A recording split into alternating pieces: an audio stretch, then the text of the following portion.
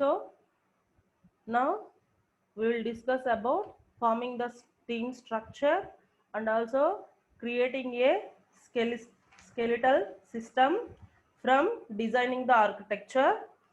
So forming the team structure means assigning of team members according to their expertise on the development of the module, which means now after designing or while designing we are going to assigning the each and every module to a each and every team or for different team members based on their experience and expertise and that particular module. So that is the forming the team structures. Coming to fourth one, creating a skeletal system. After assigning of works to each team, a skeletal system can be constructed. Okay, whenever we have completed the work of assigning to teams to each module, then we are going to do the creating a skeletal system whichever we are going to design. Okay, so what is the purpose of this skeletal structure is it is tell you what additional softwares you need for these functions, which means the skeletal system in the sense it is a outlayer or complete structure about a project. Okay, within that if you will design that complete structure about project, if anything you need or if anything is missed in that structure, so it will represent everything, isn't it? We are in regular out in outside world, we have seen many what body skeletal structures, okay, in hospitals and somewhere. Okay, we are seeing some body skeletal systems. By showing them only, okay, we can explain the structure of a body and how it is how what is the function of and each and every part in that particular body, like that. Okay, it will show every part of our body. So in the same manner, our our skeletal structure about a project also showing each and every, okay, small point about a project. Okay, by drawing this skeletal structure only, okay, we will fulfill the all the things whatever we need to develop a project. Okay, because of that reason we need to create a skeletal structure. Okay, and the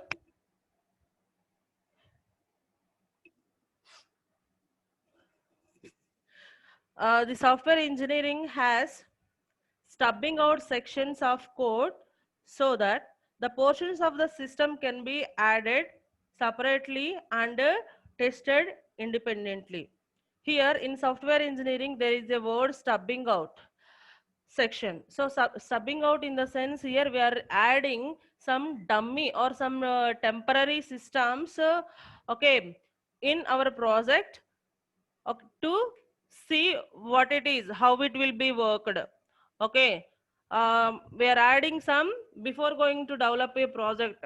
Okay, the project is under construction, then we are going to use some dummy codes or something, okay, to get some idea about the project.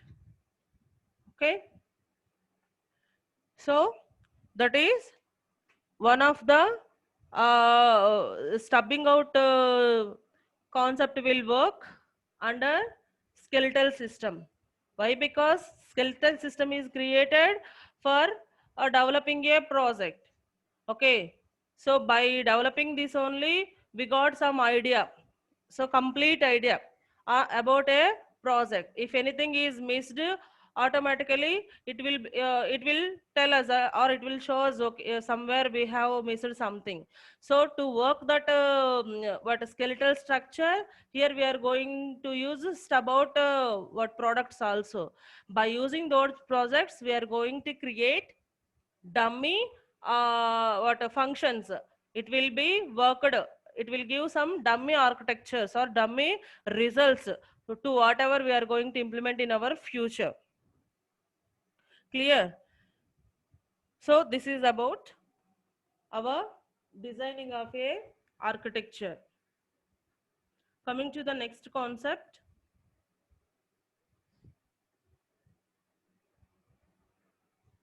reconstructing the software architecture. Okay,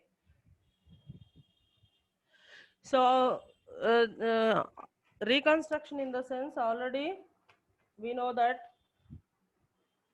what is the need of reconstruction, why we are going for this one. So already we have discussed this one. So while designing one thing, okay, after developing one kind of designing, it may be fruitful to, I mean, it may be uh, accepted by everyone or not. Okay, so if that is not accept, I mean, that is not get accepted, then we are going to go for a another design. So like that.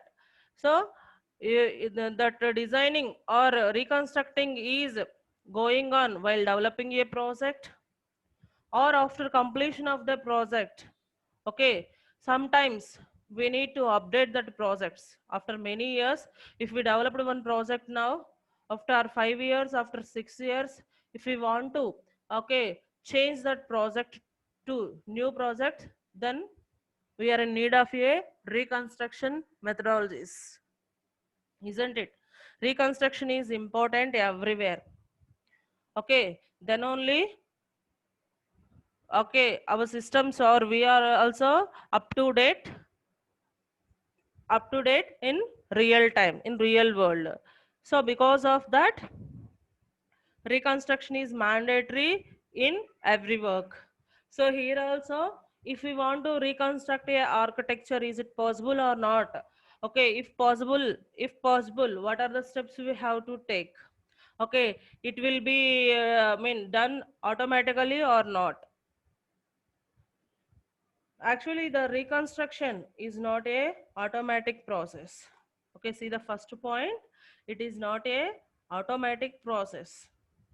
Okay, this reconstruction process involving many activities.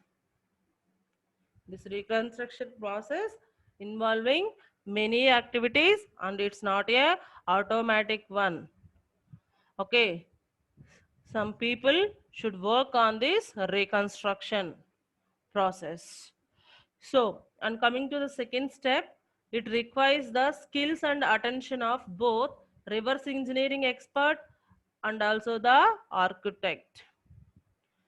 So whoever going to reconstruct a project, that should have more skills.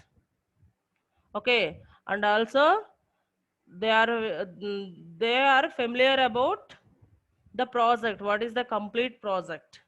Okay, if we want to change this complete project, we may perform some reverse engineering technique.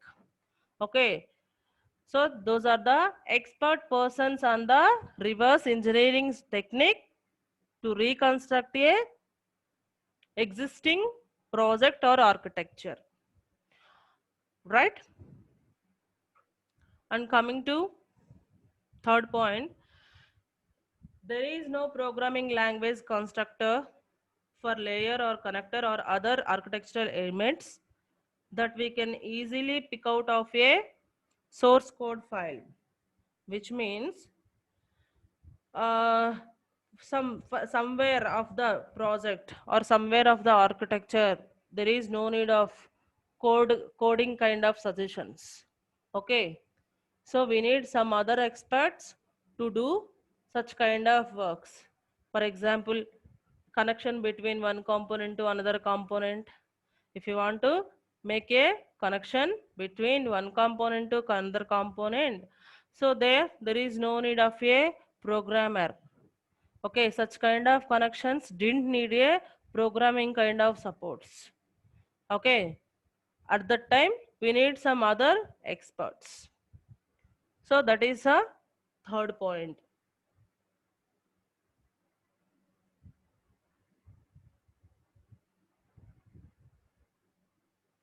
So coming to the fourth one, architectural patterns, if used, are seldom labeled. Instead, architectural constructs are realized by many diverse mechanisms in an implementation, usually a collection of functions, classes, files, objects, and so forth.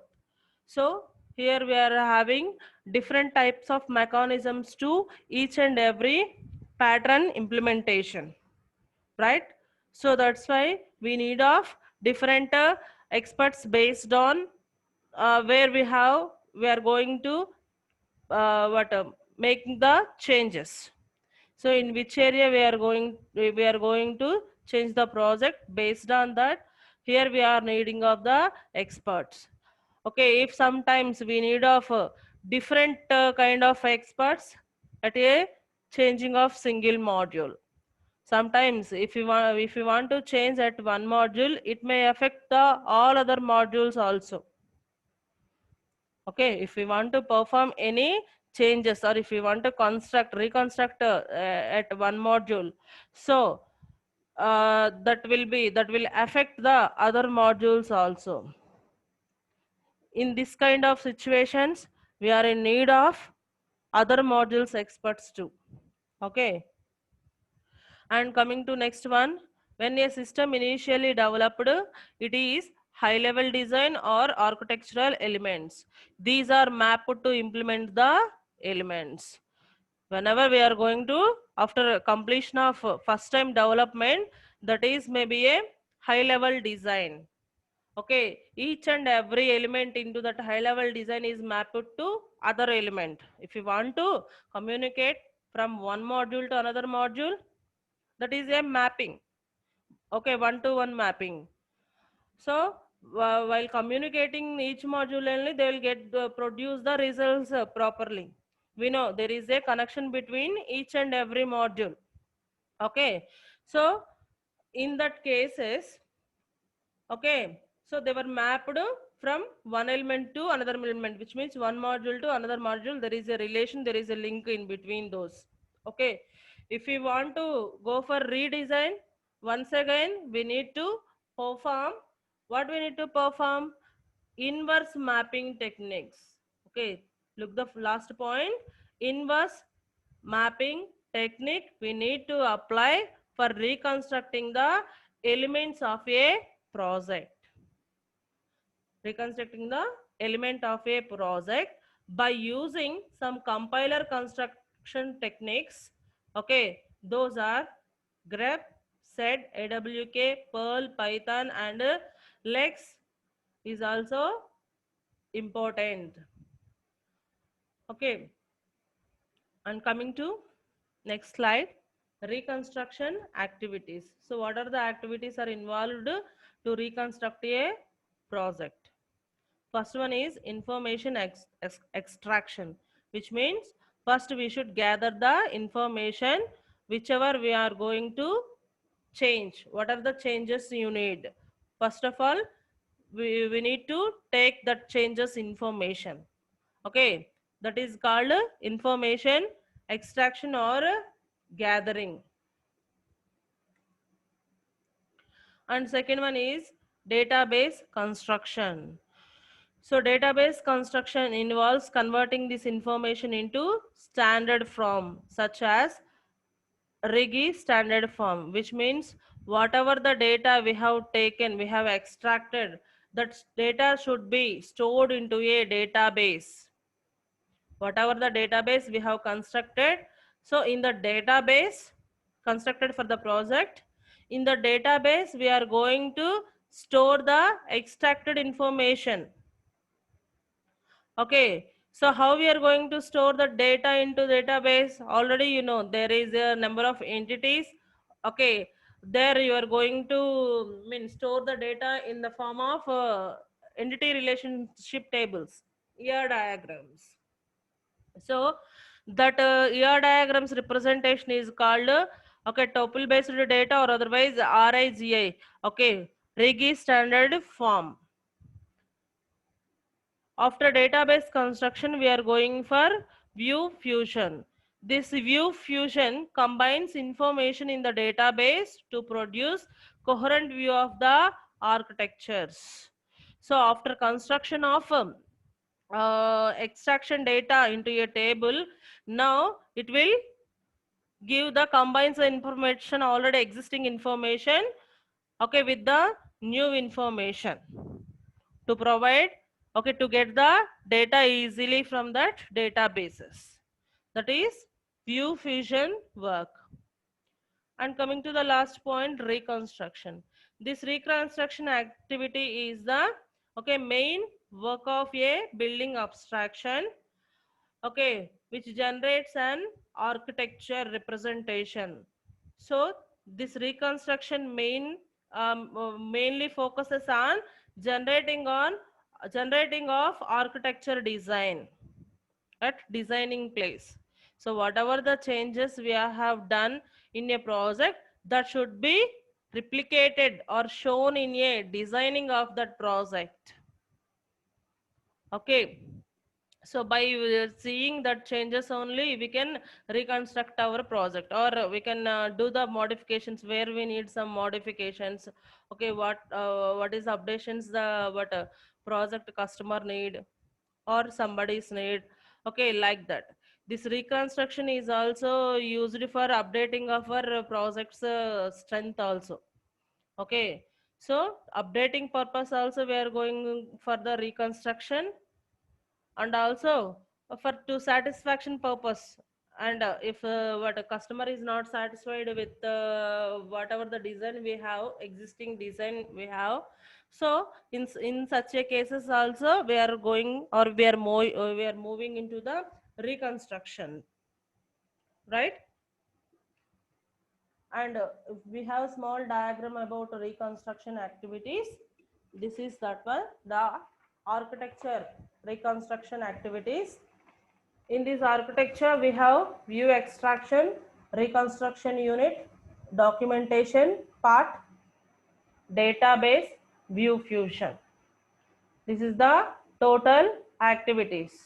Whatever, this is the information extraction part. From this information extraction part, we are taking the changes and we are sending the changes to database. In this database, the total data is converted into the table form. After converting the table form, it will be joined. The view fusion will join the total data into a view model. So whatever user is visible outside, okay, for showing that representation, the view fusion will take care about that. After these two, and there is a reconstruction of the design. Reconstruction of the design, actually in the what it is, it is a designing technique. Okay, sometimes we will follow this designing technique. Okay, first then we are going to do the changes on coding. But sometimes first we will change the coding, okay, coding according to the user requirements or functions which the user needs. Then we will change the designing of that project. Later we will save the total information into a documentation. Clear? So this is about reconstruction, right?